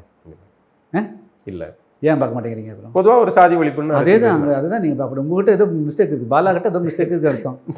அது பாலாகிட்ட உங்களுடைய பார்வைகள் எப்படிங்கிற அர்த்தம். எங்களுடைய மாஞ்சோலை தேயிலை தோற்றாளர்கள் என்ன தேவேந்திர வேடர் இருக்கிறாங்க, இலங்கை தமிழர்களுக்காக போராடுதல் என்ன இருக்கிறாங்க. இன்னும் சொல்லப்போனால் எங்களுடைய கட்சி என்னுடைய போராட்டத்தில் இந்த சமுதாயத்துக்கு போராடுறதை காட்டிலும் 10 மடங்கு பிற சமுதாயத்துக்கு போராடிக்கிறோம். ஆனால் அதை வந்து எடுத்து சொல்கிறதுக்கு ஆள் இல்லை, மனசு இல்லை. எங்கே வந்து இவர் பிற சமுதாயங்கள் மத்தியில் பாப்புலர் ஆயிடுவாரோ, பிரபல்யம் ஆயிடுவாரோ ஆச்சா அப்படிங்கிறதுக்காக அந்த வரலாறுகளும் அந்த பெருமைகளும் கம்ப்ளீட்டாக முழுக்க வந்து அதை வந்து மறைச்சிட்டான். இப்போ உங்களுடைய சமூகத்தை சேர்ந்தவர்கள் கவின் படுகொலையொட்டி அவங்க தந்தை வந்து உங்களை அணுகலை அந்த சமயத்தில். தேவேந்தர்கள் வந்து இப்படி அரசியல் ரீதியாக வேற ஒரு அமைப்புக்கிட்ட போகிறது அப்படிங்கிறது வந்து உங்களுக்கு வருத்தத்தை கொடுக்குதா? எனக்கு அதில் வருத்தம் இல்லை, அவங்க தான் வருத்தப்படணும். அவங்க தான் இல்லை, உங்கள் தேவேந்தர்கள் கிருஷ்ணசாமி மீது நம்பிக்கையின்மையை கொண்டுட்டாங்களா? இல்லை, அப்படி பார்க்க முடியாதுங்க. எல்லா காலகட்டத்திலும் எல்லா இடத்துலையும் வந்து குளத்தை கொடுக்க வந்து கோடரி காம்புன்னு இருப்பாங்க. அதில் கவினுடைய அப்பா ஒரு ஆள், அவ்வளோதான் பார்க்க முடியும். இப்போ அன்றைய காலகட்டத்தில் எல்லாருமே நீங்கள் வந்து அட்டவணை பிரிவினருக்கான அரசியல், தலித்திய அரசியல் அப்படின்னு ஒரு புள்ளியில் எல்லா சமூகத்தை சேர்ந்தவங்க, அதாவது அட்டவணை பிரிவுகளில் வர்ற எல்லா சமூகத்தையும் சேர்ந்து பயணம் செஞ்சாங்க. இப்போ ஆளாளுக்கு ஒவ்வொரு தனித்தனி பிரிவாக பிரிஞ்சுட்டாங்க. இப்போ திருமாவளவன் அவர் வந்து இந்த இமானுவேல் சேகரனாருக்கு வந்து மாலை போடுறதுக்கு அங்கேருந்து ஒரு எதிர்ப்பு வருது, ஒரே பிரிவில் இருந்து எதிர்ப்பு வருது. இங்கே பூவையார் இருந்தாங்க. அப்போ எல்லாருமே சேர்ந்து பயணம் செஞ்சப்போ ஒரு பெரிய வலுவாக இருந்த ஒரு அமைப்பை ஆர்எஸ்எஸோடைய பின்னணியில் இதை வந்து அப்படி நான் சொல்லலை, இப்படி ஒரு கருதுகோள் வைக்கிறாங்க. இப்படி பிரித்து விட்டு அவர்களை வந்து மடைமாத்திர வேலையை செஞ்சுட்டாங்க. அதில் கருணாநிதியும் ஒரு பங்களிப்பு செஞ்சார் அப்படின்னு சொல்கிறாங்க. அது பழியாட்டிங்களா? நீதி கட்சியாக இருந்தது, அது என்ன கட்சி ஆச்சுங்க? ஏன் நீதி கட்சி தொடராமல் போச்சு? அதுதான் இப்போ திராவிட கழகமாக மாறிச்சு. அதன் பிறகு அரசியல் இயக்கமாக திமுக, அண்ணா திமுக மாறிச்சு, திமுக மாறிச்சு, மதிமுக மாறிச்சு, ஏன் மாறிச்சு? கம்யூனிஸ்ட் கட்சிகள் எத்தனை ஆச்சு?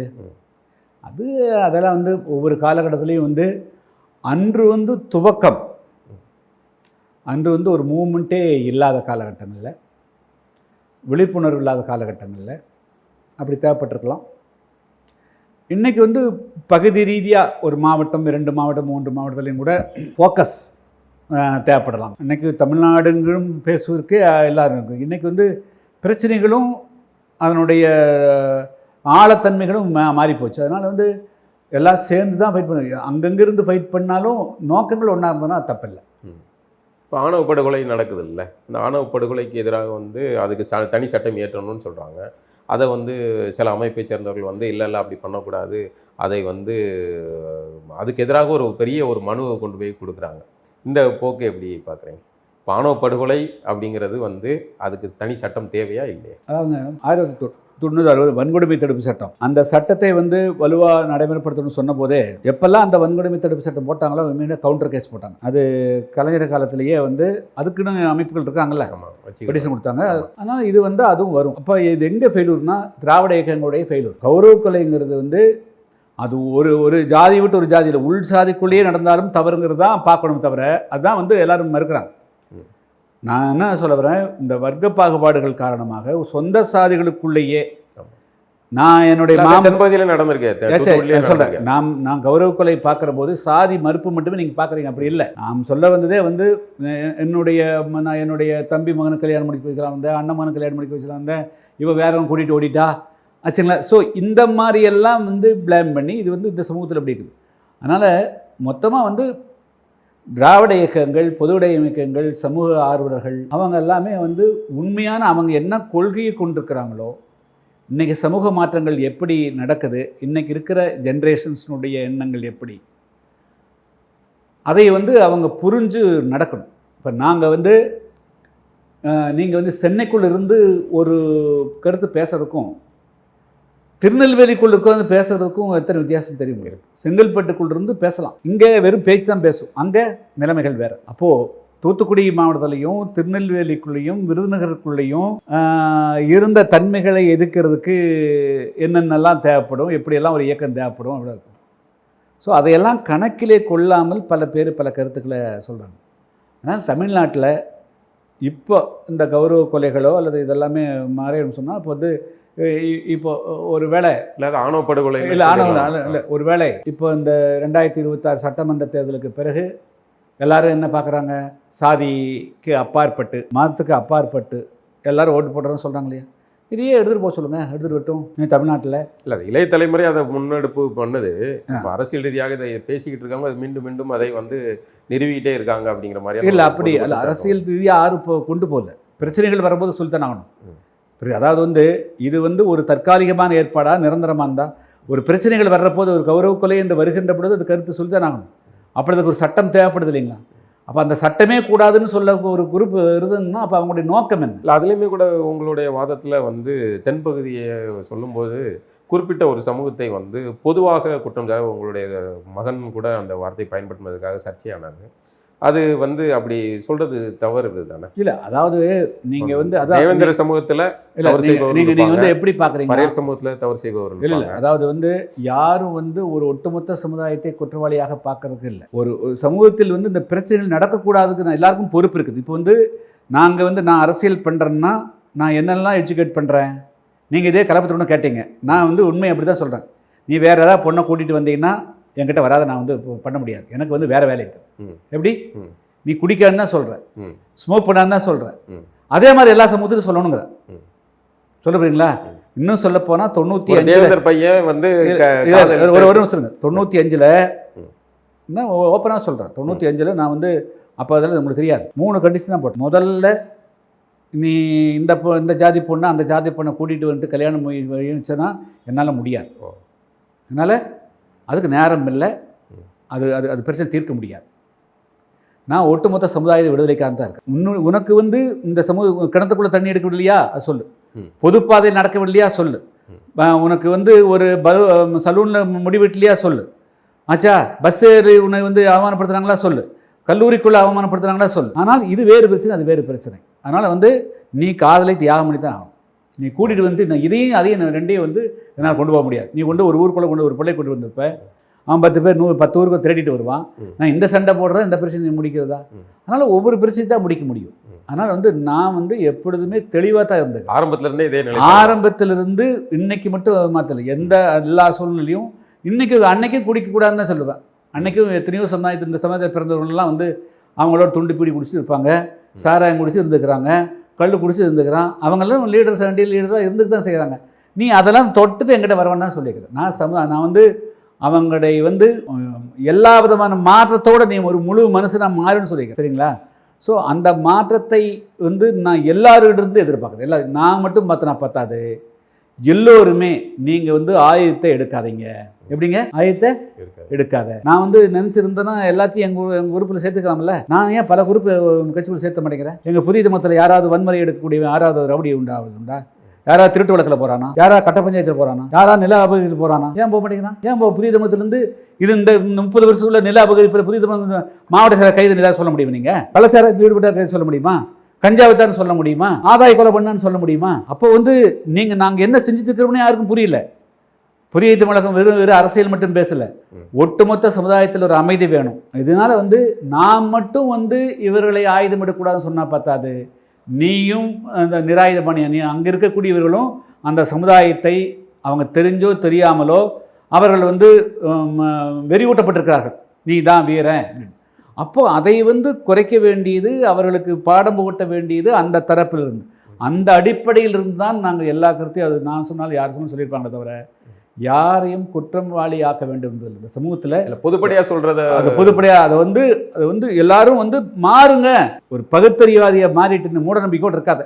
அருவாள் எடுத்தால் வீரங்கிற எண்ணம் வராக்கூடாது. அருவாள் வந்து வீரம், அருவாள் வீரனுடைய கோழையினுடைய அறிவு ஒன்று தான் அறிவாளியுடைய ஆயுதமாக இருக்க முடியும் தவிர வேறு எதாவது ஆயுதமாக இருக்க முடியாது. இதுதான் நான் டீச் பண்ணுறேன். சரி, நம்ம சீமான் அவர்கள் வந்து கல்லுக்கான ஒரு போராட்டத்தை முன்னெடுத்தப்போ நீங்கள் அருவாளை தூக்கிட்டு போவோம் அப்படின்னு சொன்னீங்க. அந்த அளவுக்கு பேச வேண்டிய, பட் டாஸ்மாக்கு சாராயம் வந்து அதுக்கு நீங்கள் அவ்வளோ கொந்தளிச்ச மாதிரி தெரில. அதுக்கு மாற்றாக வந்து ஒன்று வைக்கிறாங்க, அது ஒரு இயற்கையான பானம், அந்த பானத்தை வந்து முன்னெடுக்கிறாங்க. அவர் என்ன சொன்னாருன்னு சொல்லுங்க, நாங்கள் என்ன சொல்கிறோம். அவர் வந்து கல்லுக்கான ஆதரவு நிலை எடுத்து இல்லை, அவங்க என்ன சொன்னாங்கன்னு சொல்லுங்க, அதுக்கு தான் பதில் சொல்லியிருக்கோம். அருவாள் வந்து ஆளுக்கு எதிராக சொல்லியிருக்க மாட்டோம். ஆச்சா, ஆளுக்கு எதிரான அருவாள் கிடையாது. நாங்கள் சொன்னது வேறு. இல்லை, நமக்கு இல்லை அது இல்லை. நாங்கள் அதாவது கல் வந்து இந்த சமுதாயத்தில் 1000 ஆண்டு காலமாக எழுதப்பட்ட அனைத்து இலக்கியங்களிலும் கல்லுத்தான் மது. ஆமாம், அன்றைக்கு அதுதான் மது. அதை மது இல்லைன்னு நீ சொன்னா அப்புறம் என்னன்னு ஆச்சா? மது இன்றைக்கு அதை விட அதிகமாக வந்துடுச்சுனால அது ஒரு சாப்பிட்டோம். அப்படி இல்லை, நாங்கள் வந்து ஒட்டுமொத்தமாக மதுவை வந்து எதிர்த்துக்கிற போது நீ இந்த கல் வந்து மது இல்லைன்னு சொல்லி வந்து பிரச்சாரம் பண்ணக்கூடாது. கல் இல்லை என்று பிரச்சாரம், அது வந்து அந்த சொன்னதனுடைய என்ன பொருள்னு பாருங்கள், அதோட பொறிச்சிப்பார். இறுதியாக ஓகே இல்லையா, நீங்கள் அம்பேத்கரை வந்து கைவிட்டீங்களா? இல்லை, அம்பேத்கரை வந்து நாங்கள் வந்து எப்பொழுதும் கையில் வச்சிருக்கவும் இல்லை, எப்பொழுதும் விடவும் இல்லை. அம்பேத்கர் வந்து பொதுவாக இந்த ஒடுக்கப்பட்ட மக்களுக்கு மட்டுமல்ல, ஒட்டுமொத்த மக்களுக்காக வந்து குரல் கொடுத்தவர் ஒரு அறிவாளி. எல்லா காலகட்டங்களிலும் அவருக்குண்டான மதிப்பு, மரியாதை, அவருடைய கருத்துக்களை நாங்கள் இன்றும் வந்து உள்வாங்கி கொண்டு தான் செயல்படுகிறோம். அவரை புறந்தள்ளி விட்டு எந்த சமுதாய விடுதலையும் வந்து எந்த சமுதாய விடுதலைக்காக பாடுபடக்கூடியவர்களையும் வந்து பாடுபட முடியாது. எல்லா கருத்துக்களையும் உள்வாங்கினா தான் நிலைச்சே நிற்க முடியும். இப்போ மார்க்சியம் இருக்கிறதுனால தான் அந்த பொது உடைமை சித்தாந்தம், அதே போல் பொது உரிமை சித்தாந்தம், இதெல்லாமே எல்லாம் பெரியார் உட்பட எல்லாருமே வந்து உள்வாங்கி கொண்டதுனால தான் இத்தனை வருஷம் நிற்க முடியும். அரசியலுக்கு அப்பாற்பட்டு பதவிகளை பற்றி கூட கவலைப்படாமல் ஒரு கட்சியோட பேச்சுவார்த்தை நடத்துகிறோம், அதை பற்றி கவலை இல்லை. நம்முடைய பிரதான பணி என்ன? சமுதாய விடுதலை. இல்லை, இப்போ உங்களுடைய அப்போ அப்படிங்கும்போது அதனால் அம்பேத்கரை வந்து நாங்கள் வந்து விட்டுட்டோங்கிறது அது பொருள் இல்லை. எஸ்சி பட்டியலேருந்து நம்ம விடுதலை அடைகிறதுக்கு இந்த அதில் எப்படி எஸ்சி பட்டியலை விட்டு வெளியே வரணுமோ அதே மாதிரி அம்பேத்கரை விட்டு வெளியே வர்றது அப்படிங்கிற ஒரு நகர்வு நடக்குது. இல்லை, அது அப்படி எல்லாம் இல்லை. அதனுடைய பொருள் அப்படி இல்லை. அதாவது வந்து எந்த நேரத்துக்கு எதை கையாளுவது, எந்த நேரத்துக்கு எதை கையாளுவது, அவ்வளோதான் சொல்ல முடியும். அதனால் அம்பேத்கருடைய பிரதான லட்சியங்கள், அவருடைய கொள்கைகள், கோட்பாடுகள், அதையெல்லாம் வந்து எந்த சமுதாயத்துக்கு விடுதலை பெறக்கூடியவர்களும் விடுதலை வாங்கக்கூடியவர்களும் வந்து அவரையெல்லாம் புறந்தள்ளவெல்லாம் மாட்டார்கள். ரொம்ப நன்றி ஐயா, இந்த உரையாடல்.